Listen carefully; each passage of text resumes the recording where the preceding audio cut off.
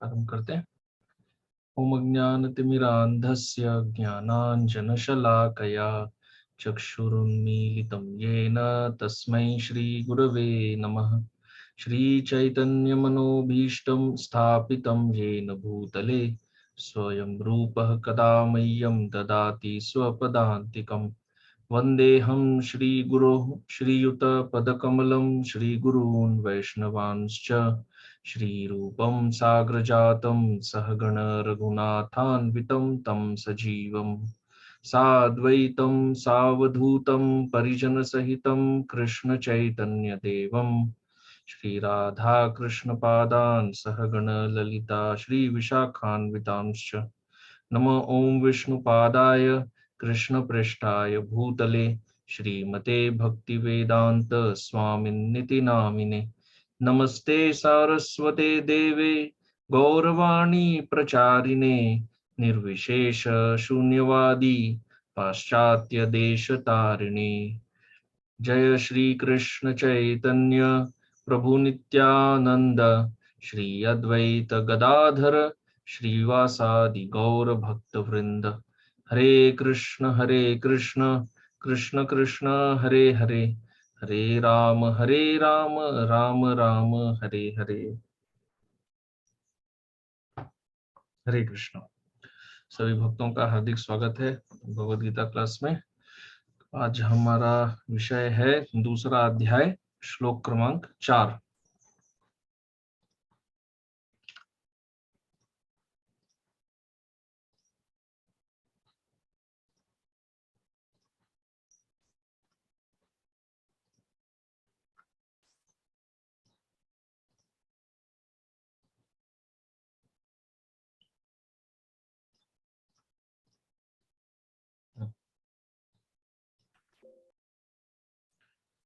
श्लोक उच्चारण करते हैं। अर्जुन उवाच अर्जुन उवाच कथं भीष्ममहं संख्ये द्रोणं च मधुसूदन इषुभिः प्रतियोत्स्यामि पूजार्हावरिसूदन।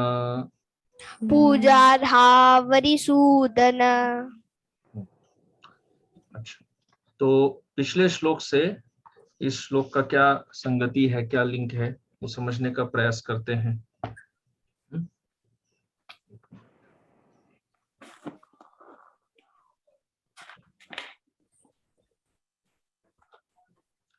तो पिछले श्लोक में भगवान श्री कृष्ण ने अर्जुन से कहा कि तुम नपुंसक की तरह व्यवहार मत करो, ये तुम्हारे लिए उचित नहीं है। हृदय की जो दुर्बलता है उसको त्यागो, उठो, युद्ध के लिए तैयार हो जाओ। तो अभी अर्जुन यहाँ पर क्या कह रहे हैं कि मैं अपने स्वधर्म का जो त्याग कर रहा हूं वो उसका कारण वैसा नहीं है जैसा आप सोच रहे हैं। आप क्या सोच रहे हैं कि मैं शोक, मोह इत्यादि के कारण युद्ध नहीं करना चाहता, परंतु यह वास्तविक कारण नहीं है। मैं युद्ध क्यों नहीं करना चाहता? क्योंकि मेरे अनुसार यह युद्ध क्या है? अधर्म है, अन्याय है। इस युद्ध में धर्म का अभाव है। तो इससे अर्थ क्या समझते हैं? अर्जुन ने वास्तव में भगवान के अभिप्राय को नहीं समझा। भगवान क्या कहना चाहते थे अर्जुन को, कि उसका हृदय वास्तव में दुर्बल हो गया है, वो बात को अर्जुन समझे नहीं। और अर्जुन अपने ही बात पर टिके हुए हैं कि मैं इस युद्ध को इसलिए नहीं करना चाहता हूं क्योंकि यह इसमें अन्याय हो रहा है, इसमें मेरे ही घर वालों का संहार होगा। ठीक है, तो अभी हम इसके शब्दों का क्या संगति है वो देखते हैं। तो यहाँ पर जो मूल शब्द है वो है प्रतियोत्स्यामि। ठीक है, प्रतियोत्स्यामि। प्रतियोत्स्यामि का अर्थ क्या हुआ? उलट कर प्रहार करूंगा। हाँ, प्रति मतलब वापस, हाँ। और योत्स्यामि प्रहार करना।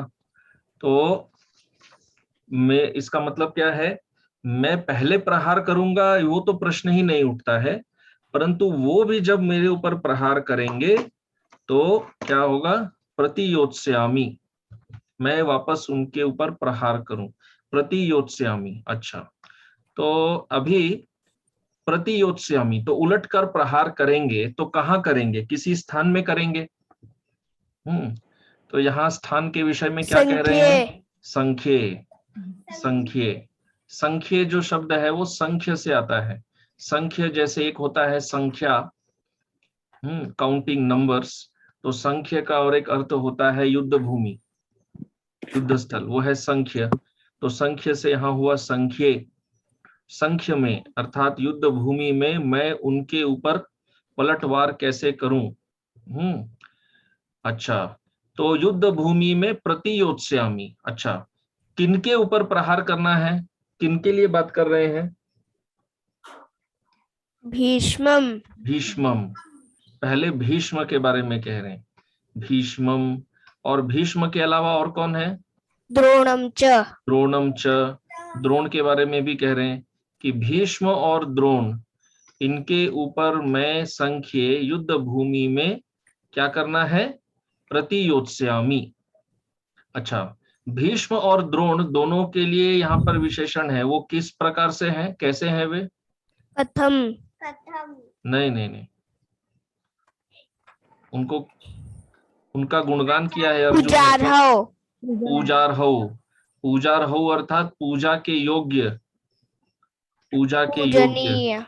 हाँ पूजनीय, पूजार्हो, हाँ द्विवचन है ना, तो हाँ। दोनों पूजा के योग्य हैं। अच्छा, यो प्रतियोत्स्यामि, जो उनके ऊपर वार करना है, किससे वार करना है, इषुभिः। इशुभी, इशुभी किससे, बाणों से, हाँ बाणों से। और अर्जुन किनको संबोधन कर रहे हैं, मधुसूदन। मधुसूदन, और एक है नाम अरिसूदन। अरिसूदन। तो यहाँ अर्जुन क्या कह रहे हैं, यहाँ अर्जुन कह रहे हैं कथम। कथम मतलब, कथम का अर्थ क्या हुआ, कैसे, किस प्रकार। किस प्रकार, कैसे मैं इनके ऊपर प्रतियोत्स्यामि, किस प्रकार वार करूं, कहां वार करूं, इस युद्ध भूमि में भीष्म पर और द्रोण पर कैसे वार करूं। क्यों, इसमें सवार करने में, उनके साथ युद्ध करने में समस्या क्या है, वो तो पूजा के योग्य है। जैसे मंदिर में भगवान का या कोई देवता का पूजा करते हैं, तो जिनका पूजा करते हैं उनसे युद्ध थोड़ी करेंगे, है ना, पूजा करते हैं मतलब सम्मान करते हैं, और जिसका सम्मान करते हैं उसके ऊपर बाण कैसे चलाएंगे, स्वाभाविक प्रश्न है। तो वो तो पूजा के योग्य है। तो अर्जुन कह रहे हैं कि मैंने सदैव उनको आदर सम्मान की दृष्टि से देखा है ना, तो मैं उनको ऊपर वार कैसे कर सकता हूं, बाणों से। हाँ, तो अर्जुन संबोधन कर रहे हैं भगवान को मधुसूदन हरिसूदन कहकर। अच्छा, तो अभी अर्जुन अपना अभिप्राय, भगवान कृष्ण, भगवान कृष्ण ने क्या एनालिसिस किया है कि अर्जुन का समस्या क्या है, शोक मोह, ये भगवान के अनुसार। और अर्जुन, अर्जुन का एनालिसिस क्या है, अर्जुन के हिसाब से क्या है समस्या, अर्जुन का समस्या ये है कि उसके हिसाब से यह युद्ध क्या है, धर्म युद्ध नहीं है, अधर्म युद्ध है। हम अधर्म कर रहे हैं युद्ध करके। तो अर्जुन ये मानने नहीं चाहते हैं कि वे शोक कर रहे हैं या मोह में फंस गए हैं। उनके हिसाब से वो बिल्कुल उचित बात कह रहे हैं, यह युद्ध जो है वो अधर्म है। ठीक है, तो अभी भगवान श्री कृष्ण अर्जुन को क्या तर्क देते हैं कि जब भीष्म जैसा योद्धा युद्ध में उपस्थित हो, तो भी तुम्हारे जितना बड़ा क्षत्रिय, संसार का सबसे बड़ा धनुर्धर, वो युद्ध नहीं करेगा, ये तो अनुचित है ना। जो तुम क्या है, तुम तो क्षत्रिय है, क्षत्रिय युद्ध से भाग नहीं सकता। तो महाभारत में एक श्लोक में आता है जिसमें कहते हैं आहूतो न निवर्तेत। ठीक है, आहूत का अर्थ क्या होता है? आहूत मतलब कि चैलेंज। किसी ने अगर किसी ने क्षत्रिय को युद्ध के लिए ललकारा, चैलेंज किया, ललकारा, तो न निवर्तेत, न निवर्तेत मतलब वहां से भागना नहीं चाहिए। उस ललकार को, उस चैलेंज को स्वीकार करना चाहिए। क्षत्रिय को ना नहीं कहना चाहिए। युद्ध के न्योते पर क्षत्रिय को भागना नहीं चाहिए। तो ये स्वयं शास्त्र कहता है, महाभारत कहता है, आहूतो न निवर्तेत। क्षत्रिय को युद्ध से निवृत्ति नहीं लेनी चाहिए। जब उसे युद्ध के लिए न्योता दिया जाए, ललकारा जाए, तो उसे सहर्ष स्वीकार करना चाहिए। तो भगवान ये कह रहे हैं कि क्षत्रिय होकर तुम ऐसे युद्ध से कैसे भाग सकता है, ये तो अनुचित है। ये भगवान का तर्क है। तो अब अर्जुन यहां पर देखिए भगवान को दो नाम से संबोधन कर रहे हैं, मधुसूदन और अरिसूदन। ठीक है, तो अभी क्या होता है कि संस्कृत में, शास्त्र में एक दोष आ सकता है जिसको कहते हैं, ओजस्वी ये ध्यान से समझो, हाँ, पुनरुक्ति दोष। पुनरुक्ति का अर्थ क्या होगा बताओ? बार बार आना। नहीं, एक ही बात को एक बार से ज्यादा बार बोलना, वही श्लोक में। हाँ ठीक है। एक विषय के लिए एक से ज्यादा शब्द ले रहे हैं, वही बात को अलग अलग, अर्थ एक ही है, एक ही अर्थ है, तब एक ही शब्द में बोलना है, दो नाम क्यों लेना है? तो यहाँ पर ये पुनरुक्ति दोष आ सकता है। समझ रहा है? ये थोड़ा टेक्निकल चीज है संस्कृत का। तो अर्जुन यहाँ पर एक ही श्लोक में दो नाम ले रहे हैं ना, देखो, मधुसूदन, अरिसूदन। हाँ। ठीक है, दो नाम क्यों ले रहे हैं? तो यहाँ पर कैसे समझाया जाता है कि यहाँ पर ये पुनरुक्ति दोष जो कोई कह सकता है कि लगता है, यहाँ पर नहीं लगेगा पुनरुक्ति दोष। क्यों नहीं लगेगा? क्योंकि अर्जुन अभी शोक से व्याकुल है। समझ में आ रहा है? तो शोक से व्याकुल होने के कारण अर्जुन ध्यान नहीं दे पा रहे हैं कि उन्होंने पिछले लाइन में क्या कहा था और अभी वो क्या कह रहे हैं। मतलब वो ध्यान नहीं दे पा रहे हैं कि वो एक ही बात को बार बार बोल रहे हैं। शोक से व्याकुल होने के कारण वो बहुत दुखी है अंदर से, इसलिए वो उन चीज पर ध्यान नहीं दे पा रहे हैं। पूर्व में क्या बोले उसको वापस नहीं बोलना है, वो बात पर वो ध्यान नहीं दे पा रहे। समझ में आया ये बात? हाँ। तो यहाँ पर ये पुनरुक्ति दोष नहीं लगेगा, वास्तव में क्या लगेगा, ये इसका गुण हो जाएगा। गुण कैसे हो जाएगा? कि ये पुनरुक्ति से भी सिद्ध होता है कि अर्जुन की मानसिक अवस्था अभी ठीक नहीं है। क्योंकि यदि मानसिक अवस्था ठीक रहेगी तो ऐसा पुनरुक्ति दोष नहीं करेंगे वो। तो मानसिक अवस्था ठीक नहीं है, तो इसलिए उनका अवस्था को देखते हुए यहाँ पर पुनरुक्ति दोष लगेगा या नहीं लगेगा? नहीं लगेगा। यहाँ पर नहीं लगेगा। समझ में आया? हाँ। और यहाँ पर क्या है, शब्द भिन्न है लेकिन अर्थ समान है। अर्थ वही है जो असुर का संहार करते हैं। मधुसूदन, अरिसूदन, ये अर लिखा गया यहाँ पर, अर नहीं है, अरि होगा, अरिसूदन। ठीक है। हाँ। अच्छा, हाँ। तो अभी ये पुनरुक्ति जो है इसका थोड़ा समाधान करना पड़ेगा, और इसमें देखेंगे किस तरह से अर्थ थोड़ा अलग निकलता है। कैसे अलग निकलता है? मतलब एक जैसा है लेकिन पूरा एक नहीं है। कैसे? तो पहले अर्जुन यहाँ भगवान को कह रहे हैं मधुसूदन। मधुसूदन मतलब क्या? अर्जुन भगवान से ये कह रहे हैं कि आपने भी मधु की हत्या की थी। ठीक है, तो अब ये मधु कौन है? एक मधु हुए भगवान के वंश में, वृष्णि वंश में, वृष्णि के पिता भगवान श्री कृष्ण वृष्णि वंश में आते हैं। तो वृष्णि के पिता हुए मधु। तो भगवान अर्जुन से कह रहे हैं, अरे तुम मेरे को मधुसूदन बोल रहा है, मधु तो बहुत पहले हमारे पूर्वज हुए, मैं उनका हत्यारा कैसे हो सकता हूँ? है ना? वो तो भगवान के समय में नहीं थे, वो तो बहुत पहले पूर्वज हो गए, वृष्णि राजा के पिता। तो भगवान उनके हत्यारे कैसे हो सकते हैं? तो अर्जुन कहते हैं नहीं, मैं वो मधु का बात नहीं कर रहा हूं। मैं किस मधु का बात कर रहा हूं? ये मधु कौन है राक्षस। बताओ? राक्षस। राक्षस। मधु के साथ और एक राक्षस कौन था? कैटव। कैटभ, मधु कैटभ। तो मैं वो मधु असुर की बात कर रहा हूं, आपने उसकी हत्या की थी, ठीक है। अच्छा, ये मधु कौन था? आपका असुर शत्रु था या मित्र था? शत्रु था ना। तो हाँ, आपने भी शत्रु की हत्या की, लेकिन आप मुझे किसकी हत्या करने के लिए प्रेरणा दे रहे हैं? मेरे शत्रुओं का या मेरे गुरुजनों का? गुरुजनों का। हाँ, आपने अपने किसी गुरुजन का हत्या किया है? नहीं, शत्रुओं का संहार किया है। लेकिन मुझे तो आप गुरुजनों का हत्या करने के लिए प्रेरित कर रहे हैं, उकसा रहे हैं, क्योंकि ये भीष्म द्रोण ये सब तो मेरे गुरुजन हैं। तो ये ऐसा आप क्यों कर रहे हैं? ठीक है। तो अभी भगवान एक और तर्क देते हैं। देखो, भगवान ने भी अपने ही वंश में एक ऐसे व्यक्ति की हत्या की जो भगवान से उम्र में आयु में बड़े थे। कौन हुए वो? कंस। कंस। कंस तो भगवान का रिश्ते में क्या था? मामा। मामा।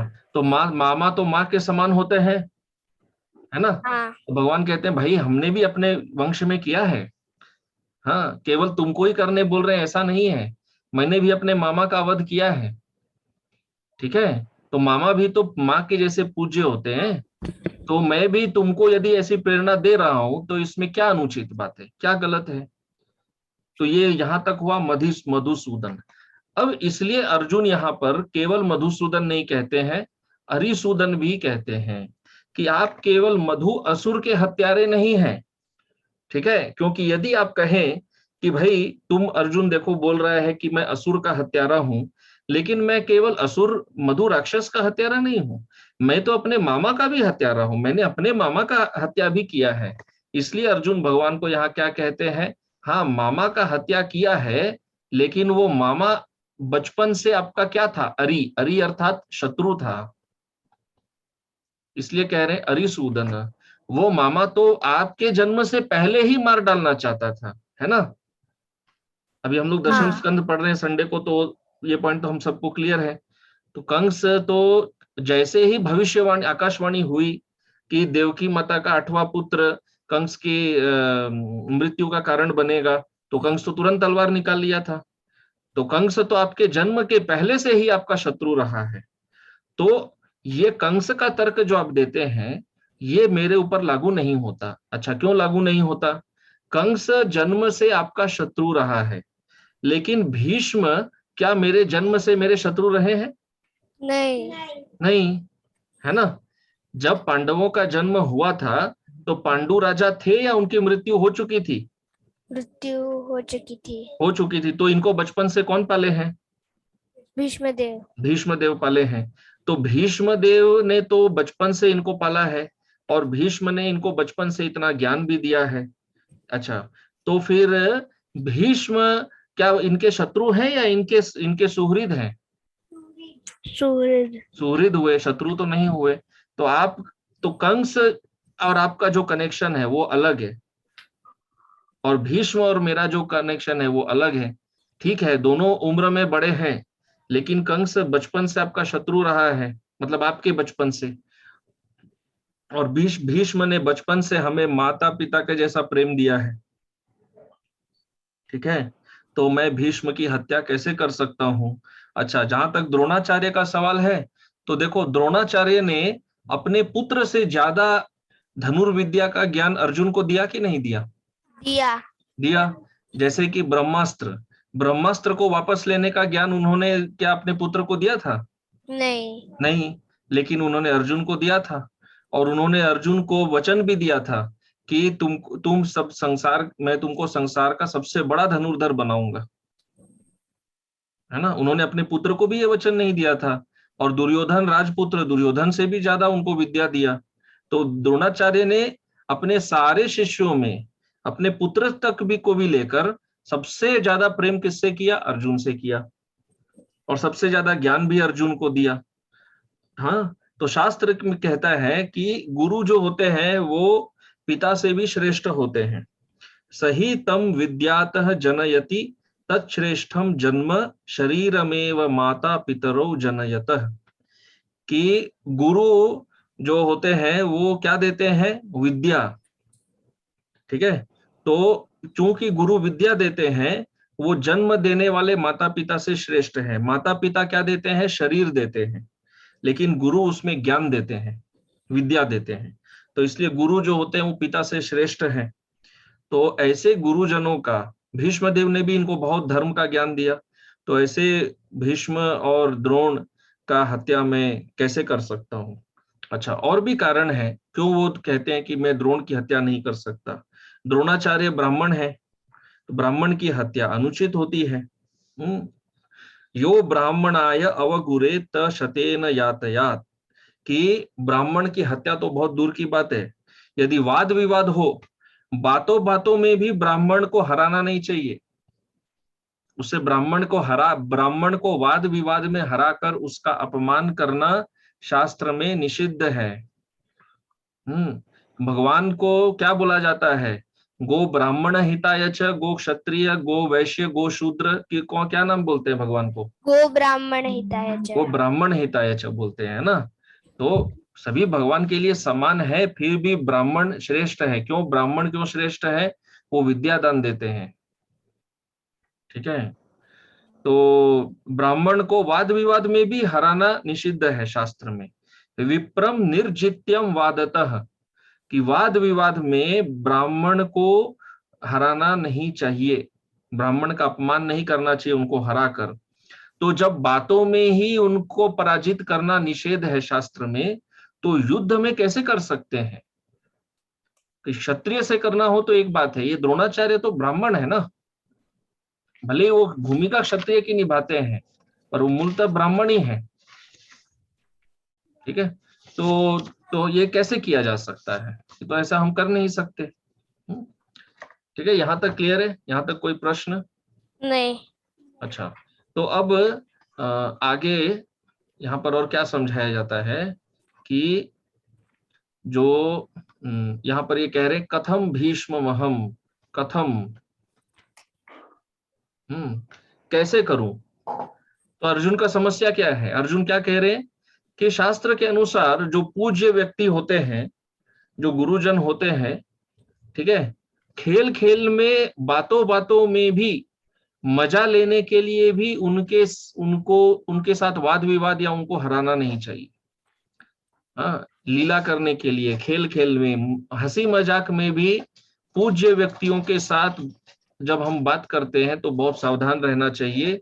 ठीक है, वाणी से भी उनके साथ युद्ध नहीं करना चाहिए, हंसी मजाक में भी नहीं करना चाहिए। तो अर्जुन कह रहे हैं जब हम लोग वाक युद्ध भी नहीं कर सकते, वाक मतलब वाणी, जब वाणी से युद्ध करना भी निषेध है, तो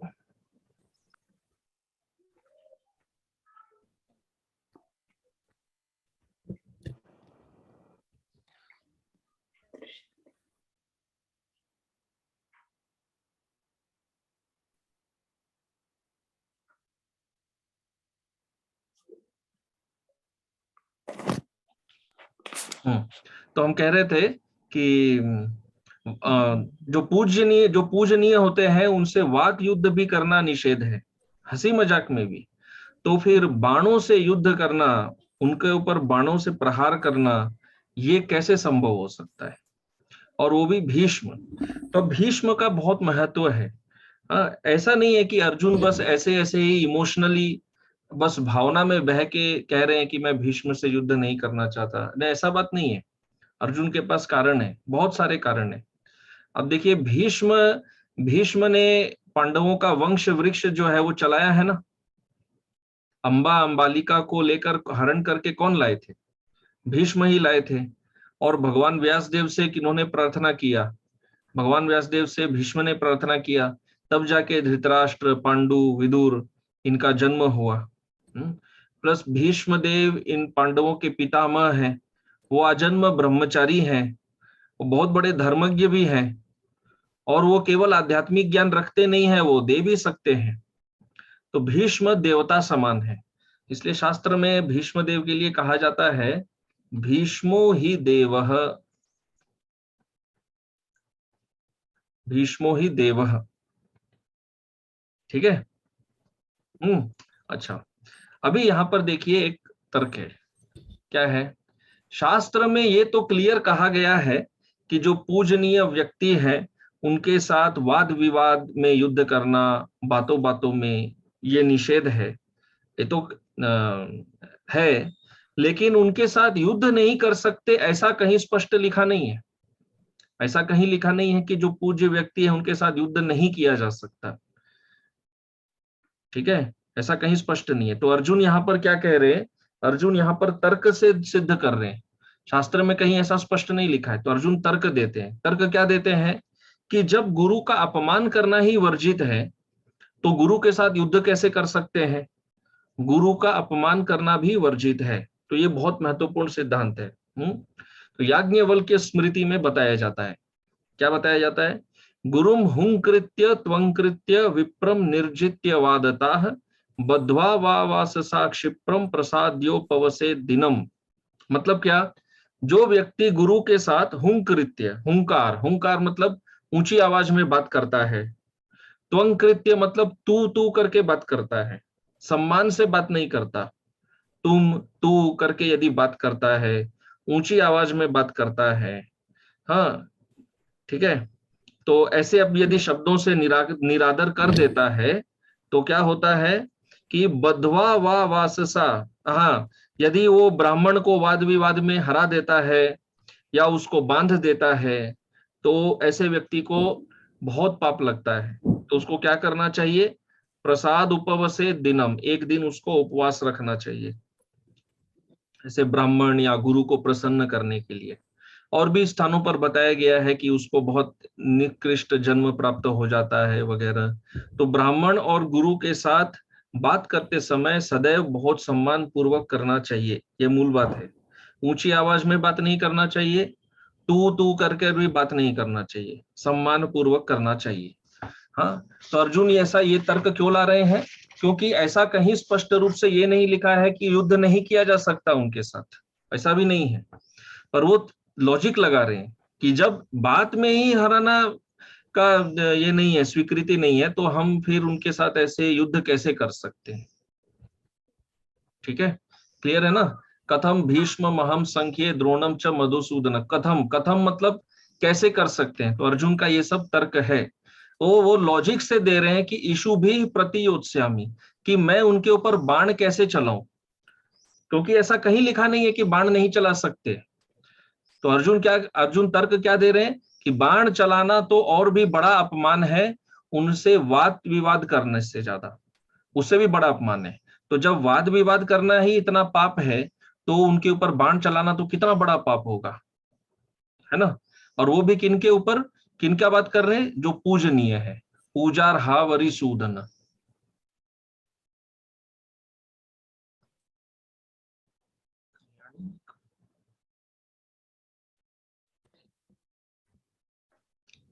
ठीक है, समझ में आ गया? हाँ। तो अच्छा, अभी यहाँ पर देखो एक और तर्क ये आता है कि भीष्म और द्रोण जो है वो तो पूज्य है। तो भगवान कहते हैं कि ठीक है, देखो तुम भीष्म द्रोण से नहीं लड़ सकता, वो पूज्य है, मान लेते हैं। दुर्योधन आदि से युद्ध कर सकते हो ना, उसमें तो कोई समस्या नहीं है। समस्या किसके साथ युद्ध करने में है? अर्जुन को भीष्म और द्रोण। भीष्म और द्रोण से समस्या है, वो पूजनीय है। दुर्योधन वगैरह तो कोई पूजनीय नहीं है तुम्हारे, तो उनके साथ युद्ध क्यों नहीं कर सकते? तो अर्जुन यहाँ पर क्या कहते हैं, उनके साथ युद्ध करने में समस्या ये है कि वो भीष्म और द्रोण को आगे किए बिना युद्ध नहीं करेंगे, वो भीष्म और द्रोण को आगे रखेंगे। तो अब जो आगे है उनके साथ हम युद्ध नहीं कर सकते तो पीछे कैसे जाएंगे? ठीक है, भीष्म और द्रोण तो पूज्य है ना, और वही आगे रहने वाले हैं, उनको ही आगे रखने वाले हैं ये लोग। तो इसलिए किसी से भी युद्ध करना मेरे लिए संभव नहीं है, ये कारण है। ठीक है, क्लियर हुआ? हाँ।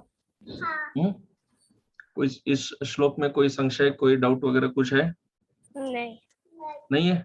ठीक है, तो फिर आज हम लोग यहीं पर विराम देंगे। हरे कृष्णा। श्रील प्रभुपाद की जय। श्रीमद् भगवद गीता की जय। जय। हरे कृष्ण। हरे बोल। हरे कृष्णा प्रभु जी, दंडवत प्रणाम। हरे कृष्णा। हरे कृष्णा।